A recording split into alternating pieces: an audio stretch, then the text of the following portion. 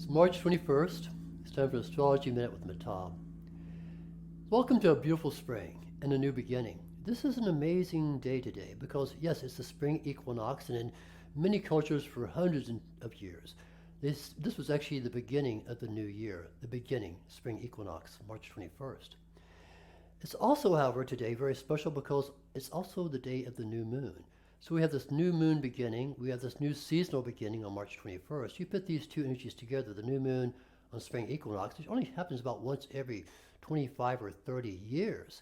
And you have an amazing energy behind you to launch yourself into new beginnings, new times, and a new chapter in your life. So set some intentions this time. It's a wonderful time to reset yourself, to look ahead, take advantage of this energy of the new moon on spring equinox.